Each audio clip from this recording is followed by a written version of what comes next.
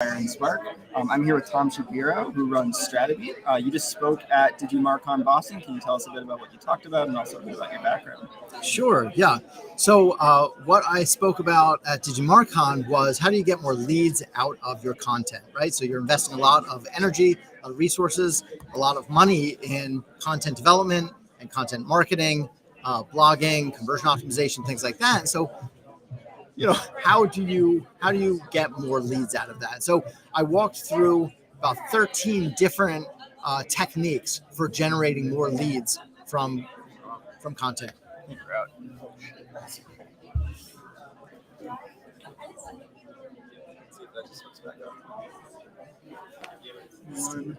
So it's still live, so 1 second. So it's going to my camera. I think I just have to swap it over. All right, we're back. We're good. We're all good. Thank you. Actually, you got angled up. I'll go fix that. Okay. Tell me when it looks good.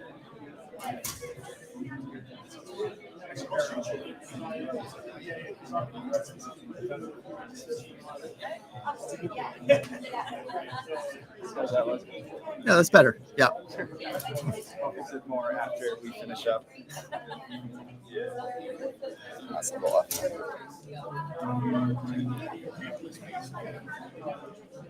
Yeah, much better. Much better. All right. So where are we? So getting more leads out of your content. You said 13 tips. Yeah. So different tips for how to actually generate leads from your content. So not just driving traffic, but leads. And I kicked off the session with a stat about the tendency of marketers to prioritize generating traffic. So, the average marketer will spend 92 times the amount on driving traffic to the website as they do on converting that traffic.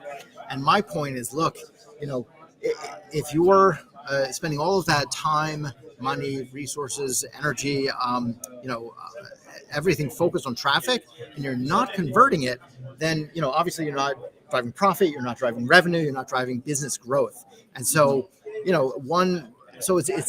it's sad to see that so many marketers are missing out on this opportunity, but it's also a competitive advantage if you jump in and you really focus on it. And do you find that the same content that companies are producing for traffic acquisition, can that very same content be repurposed for getting, retargeting those same users or getting them to convert? Or do you find that it's distinct content for traffic acquisition versus this more conversion oriented?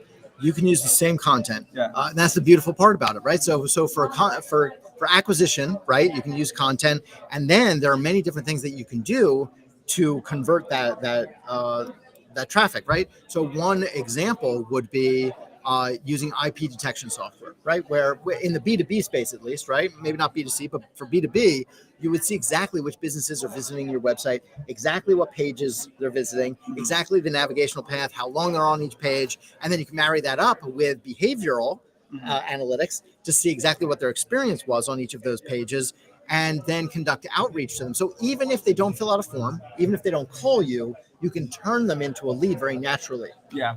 And, marketing managers at companies, especially if that's their title, marketing manager, they're not a paid ads expert, they're not an SEO expert, not even a content specialist, perhaps. If they're in charge of running or having a hand in a number of different channels, it can make your head spin figuring out what do I do with each individual piece of content. And I think a lot of people probably default to, I'll just post it on LinkedIn and I'll do it in my paid ads and I'll put it on social. So how should marketers strategically think about where to deploy different types of content? Yeah. So we're huge fans of what's called content atomization. And so what that is slicing and dicing content. So it's one core piece of content, but then, you create a video out of it.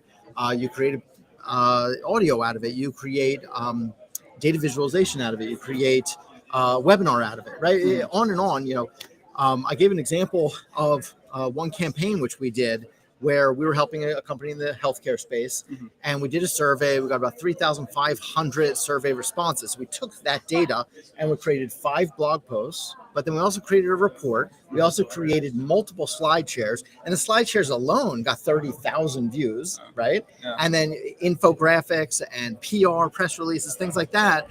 And it wound up, we were not responsible for this, but it wound up serendipitously getting picked up by 5 national TV shows. Wow. Because we were everywhere, right? Yeah. We were just everywhere. And so just naturally, the TV producers were interested in an expert on that topic, and they wanted to talk to the CEO of our client. And does your agency, do you do content production or just the strategy? So we do both. We do content strategy as well as content production, and by content production, that can be text, but it can also be video, it can be audio as well.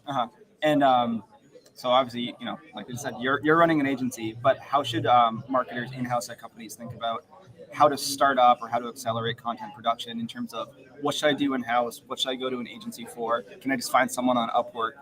Like when, a different thing's going to be right for a different situation, right? So it's not one size fits all, but how should people, evaluate their needs and figure out which direction to go in from there? Yeah. If they have the expertise in-house, then by all means, run it in-house. That we see that for larger organizations quite often. For smaller organizations, that's very difficult, really difficult to achieve, because with content marketing, with digital marketing today, there's so many different facets of it, and to be an expert in everything is just that's a tall task, right? For any business, whether you're a small business or a mid-sized business, whether you have one person running marketing or you have 5 people running marketing, it's really hard to do. So I would say if your team is smaller, without a doubt, look to outsource some of it, right? And it depends on where your expertise is, but also what you're passionate about. If you're passionate about writing and you enjoy writing and you're the copywriter for your company, continue doing that, but maybe you hand it off to an agency for SEO. Maybe you hand it off to an agency for distribution, right? Yeah. Well, thank you very much, Tom. And last question is going to be, what are you looking to do to, get the most out of the rest of your time here at DigiMarCon? Yeah, I just wanted to be a sponge and take it all in, and take in a bunch of different sessions. Unfortunately, I have to be speaking in Chicago tomorrow, so I'm gonna try and get as much as I can in today.